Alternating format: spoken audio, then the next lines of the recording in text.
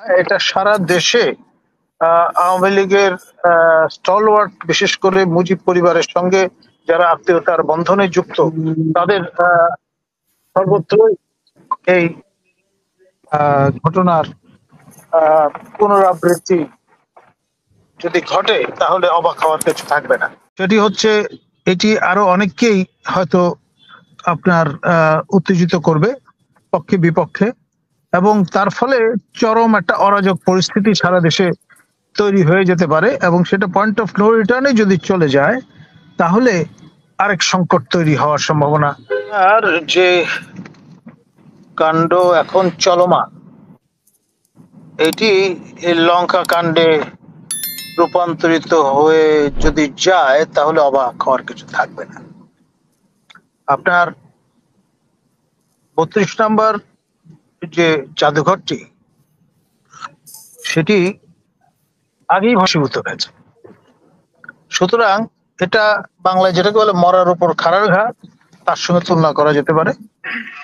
এবং এটি আমরা এখানে যা প্রত্যক্ষ করলাম, ৯টায় শেখ হাসিনার বক্তৃতা শুরু হওয়ার কথা, তার ঘন্টাখানেক আগেই প্রস্তুতি পর্ব শুরু হয়ে গেছিল আপনার হামলে পড়ার। আর প্রায় আধা ঘন্টা আগেই শাবল, গাইতি, যা কিছু আছে আপনার হাতুড়ি, বাটাল, সবকিছু সহযোগে আপনার যারা এই পর্বে অংশগ্রহণ করতে চেয়েছেন তারা সক্রিয় হয়েছেন, এবং একটা পর্যায়ে অগ্নিসংযোগের ঘটনাটিও ঘটেছে। অগ্নিসংযোগের ঘটনা ঘটেছে এবং বুলডোজার তখনও এসে পৌঁছায়নি।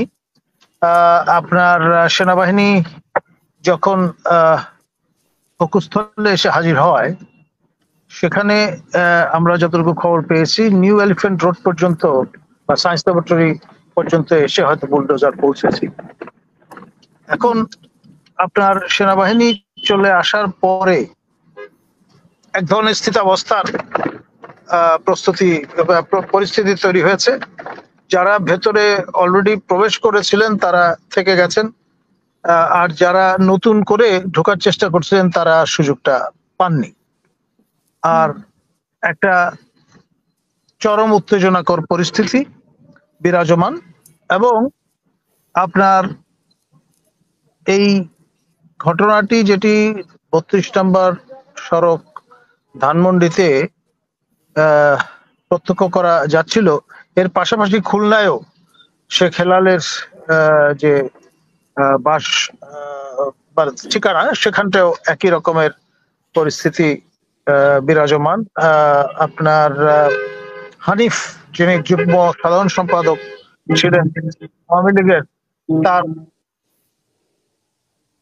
এখানে অবস্থা বিরাজমান। ফলে আমার ধারণা এটা সারা দেশে আওয়ামী লীগের স্টলওয়ার্ট, বিশেষ করে মুজিব পরিবারের সঙ্গে যারা আত্মীয়তার বন্ধনে যুক্ত, তাদের সর্বত্রই এই ঘটনার পুনরাবৃত্তি যদি ঘটে তাহলে অবাক হওয়ার কিছু থাকবে না। সারা দেশে ছড়িয়ে পড়ার সম্ভাবনা প্রবল, এবং এই ঘটনা থেকে আরো নানান রকমের ঘটনার সূত্রপাত ঘটতে পারে, এবং সেইটি অনেকেই আশঙ্কা করছে। মানে সেটা কি রকম ঘটনা, আর সরকারের পক্ষ থেকে আসলে কি বলা হচ্ছে? ধরুন, একটা হচ্ছে যে অগ্নিসংযোগ, তারপর আপনার ভাঙচুর, তার হাত ধরে লুটপাট, হোয়াটএভার ইট ইজ, আপনার এই গ্রিল বলুন, জানলার দরজা বলুন, প্রত্যেকটা তো একটা বস্তুগত মূল্য আছে। তো ফলে সেইটি যে যার মতো করে নিয়ে যাওয়ার চেষ্টা করবেন, এটাই স্বাভাবিক এই পরিস্থিতিতে।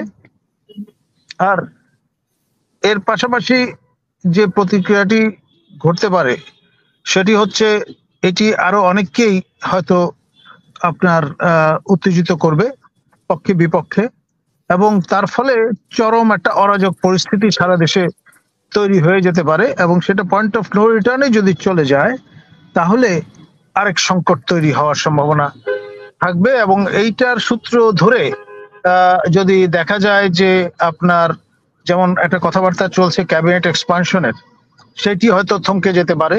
আবার নতুন আপনার লোকজনও আপনার এই প্রেক্ষাপটে নিজেদের সংস্থাপন করতে পারেন।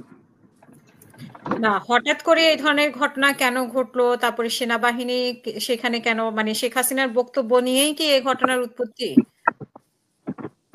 দেখুন, এরা শেখ হাসিনার বক্তব্য যারা শুনেছেন তারা তার মধ্যে খুব একটা নতুনত্ব কিছু পেয়েছেন বলে শোনা যায়নি। তিনি তার প্রচলিত ধারায় ইতিহাস বর্ণনা করতে যেটা যাদের তিনি পারঙ্গম, সেই ধরনের কথাবার্তা বা তার যে অ্যাচিভমেন্ট সেই সব কথা তিনি আউড়ে দেওয়ার একটা যে স্টাইল বা ঢং তিনি মেনটেন করেন, সেই স্টাইলেই তিনি কথা বলছেন।